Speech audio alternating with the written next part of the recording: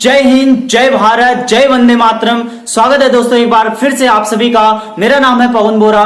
दोस्तों, आजादी का अमृत महोत्सव, हर घर तिरंगा कैंपेन काफी चर्चाओं में आजकल, और लगातार हमारे प्रधानमंत्री माननीय नरेंद्र मोदी जी काफी इस बात की चर्चा भी कर रहे हैं और काफी लोगों को कह रहे हैं कि हर घर कैंपेन चलाओ।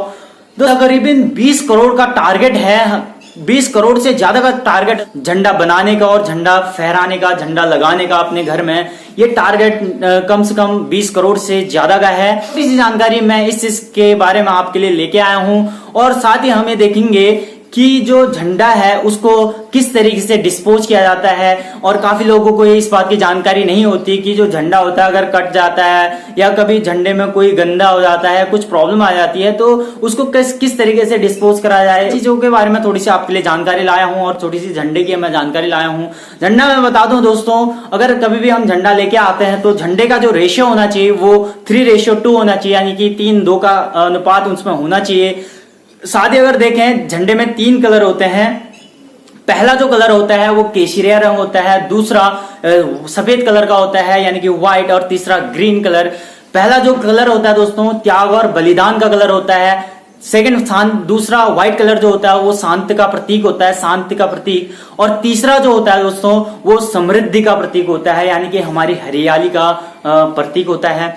उसमें आपने देखा होगा दोस्तों, एक बीच में चक्र होता है। जो चक्र जो है अशोक चक्र यानी कि अशोक स्तंभ से लिया गया, अशोक की लाट से लिया गया है। और बीच में जो है जो चक्र है उसमें तिल्लियां हैं। तिल्लियां यानी कि 24 तिल्लियां जो हैं, एक तो कहीं पे कहा जाता है दोस्तों कि ये जो 24 तिल्लियां समय चक्र को दर्शाती हैं। साथ ही अगर कहीं पर ये भी कहा जाता है जो 24 तिल्लियां हैं ये अशोक के चक्र से लिया गया है, जिसमें मनुष्य के 24 धर्म गुण के बारे में बताया गया है। मनुष्य के 24, जहां से अशोक का जो चक्र है वहां से इस चीज की प्रेरणा ली जाती है। 24 धर्म मार्ग के बारे में बताया गया है, ये भी कहा जाता है। उसमें चक्र में आपने नीला कलर देखा होगा दोस्तों, वो कलर जो होता है वो आसमान का प्रतीक है, समुद्र की गहराई का प्रतीक है। ठीक है, तो इस तरीके से कुछ कलर थे, कुछ झंडों में तिल्लियां हैं। अब मैं आपको बता दूं, जब ये झंडा बना था दोस्तों उस टाइम पे हमारा जो 3 कलर हैं किस तरीके से दिए गए हैं। जो सबसे ऊपर केसरिया कलर है दोस्तों, सिख और हिंदुओं का प्रतीक है। दूसरा जो कलर है व्हाइट कलर, व्हाइट कलर जो दर्शाता है वो दर्शाता है जैन धर्म के प्रतीक को। साथ में अगर आप देखें तो लास्ट में ग्रीन कलर, हरा कलर जो है वो दर्शाता है इस्लामिक प्रतीक को, यानी कि इस्लाम का झंडे का आपने चिन्ह देखा होगा, इस्लामिक झंडे को ग्रीन कलर का, तो उसका एक सिंबल है। क्यों ये महात्मा गांधी ने आपस में झगड़े विवाद ना हो इस तरीके से झंडे को डिजाइन करा, इस तरीके से झंडे के कलर दिए गए थे। और जो 24 तिल्लियां हैं उसमें कहा जाता है कि ये 24 तिल्लियां हैं, ये हिंदुस्तान भर में इतने सारे धर्म हैं, इस वजह से ये 24 तिल्लियां हैं। और ये तिल्लियां जो है कहीं कहीं कहा जाता है कि जो जैन धर्म के 24 तीर्थकर थे उनका भी एक प्रतीक माना जाता है। ये इस तरीके से बहुत सारे मान्यता है।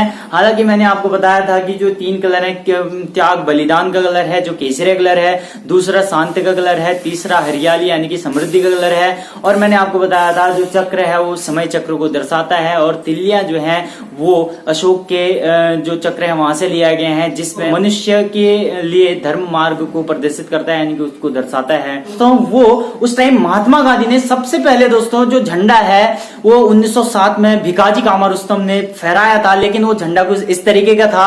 झंडे में दोस्तों, झंडे में ऊपर कुछ फूल थे दोस्तों, और नीचे जो है एक सूरज था और एक चंद्रमा था। ठीक है, चंद्रमा, और इस तरीके का एक उन्होंने झंडा फहराया था। उसके बाद पिंगली वेंकैया ने दोस्तों 1921 में एक झंडा रेडी करवाया था, और फिर उन्होंने वो जो सैंपल है महात्मा गांधी को दिखाया। महात्मा गांधी ने वहां पर उसमें चरखे को ऐड किया था दोस्तों बीच में। ठीक है, तो चरखा ऐड करवाया था। उसके बाद एक व्यक्ति थे दोस्तों जिनका नाम था सूर्या बदरुद्दीन तैयबजी। उन्होंने चरखे की जगह चक्र को रिप्लेस कराया था वहां पर। हमारा जो झंडा है तकरीबन कुछ हमारे मौलिक कर्तव्य होते हैं दोस्तों। आर्टिकल 51A में 42वां संशोधन हुआ था 1976 में, 42 अमेंडमेंट 1976, जिसमें हमारा जो मौलिक कर्तव्य जोड़े गए थे भाग 4 में, भाग 4A, और आर्टिकल 51A में हमारे मौलिक कर्तव्य जोड़े गए थे। 26 जनवरी 1950 से पहले हमारे कोई भी मौलिक कर्तव्य नहीं थे दोस्तों। फंडामेंटल ड्यूटीज हमारी बिल्कुल भी नहीं थी। लेकिन अब जाके हमारी जो फंडामेंटल ड्यूटीज हैं वो 11 फंडामेंटल ड्यूटीज हैं। और जो 11वां फंडामेंटल ड्यूटीज है दोस्तों, वो 86 जब 86 अमेंडमेंट हुआ था 2002 में, 86 संशोधन 2002 में, उसमें जुड़ा था, जिसमें 14 साल तक के बच्चों को मतलब स्कूल पढ़वाना, स्कूल में शिक्षा देना अनिवार्य है 14 साल तक के बच्चों को। ये हमारी फंडामेंटल ड्यूटीज हैं। इसमें कोई पनिशमेंट या कोई सजा नहीं होती है। जो फंडामेंटल ड्यूटीज हैं ये हमारे मौलिक कर्तव्य हैं, ये हमें करना ही चाहिए। और झंडे के लिए भी हमारे कुछ मौलिक कर्तव्य हैं। सबसे पहले दोस्तों, झंडे को, जो झंडा होता है उसका रेशियो 3:2 रखना चाहिए। और साथ में झंडा जो है, झंडे की हाइट इतनी ना हो कि वो जमीन को छुए। झंडा हमेशा आसमान में ही लहराना चाहिए। साथ में तो झंडे के लिए कुछ अमेंडमेंट आए हैं, जैसे 2022 में, ठीक है, फ्लैग कोड आया है नया, जिसमें यह है कि पहले हम झंडे को सुबह झंडा लगाते थे और शाम को झंडा उतारने का प्रावधान था। लेकिन अब क्या है दोस्तों, झंडा हम सुबह लगाएंगे और रात को भी फहरा सकते हैं, दिन को भी फहरा सकते हैं, हम झंडा कभी भी फहरा सकते हैं। ये एक नया संशोधन किया गया है। साथ ही अगर देखें तो झंडा जो है दोस्तों, हम झंडे सारी चीजें हम मशीन में सिल नहीं सकते थे पहले। पॉलिस्टर का हम झंडा यूज नहीं कर सकते थे, खादी का झंडा केवल होना चाहिए था। लेकिन अब दोस्तों पॉलिस्टर, खादी हम झंडा यूज कर सकते हैं। लेकिन दोस्तों उसके लिए कुछ लिमिट्स हैं। जैसे अगर हमने झंडा खादी का अगर यूज कर रहे हैं या पॉलिस्टर का यूज कर रहे हैं, तो उसको किस तरीके से डिस्पोज करा जाए, इसके बारे में कुछ प्रावधान है, कुछ रूल्स हैं। और झंडा कटा ना हो, फटा ना हो। और साथ में अगर कहीं पे आपको फटा फटा झंडा मिलता है, झंडे का अपमान नहीं करना है दोस्तों। अगर कोई भी व्यक्ति अगर झंडे का अपमान करता है तो 1971 में एक प्रावधान था दोस्तों, 1971 का एक प्रावधान है, जिसमें झंडे का अगर अपमान करते हैं तो तकरीबन 3 साल की सजा हमें होती है। इसी वजह से झंडे का अपमान नहीं करना है।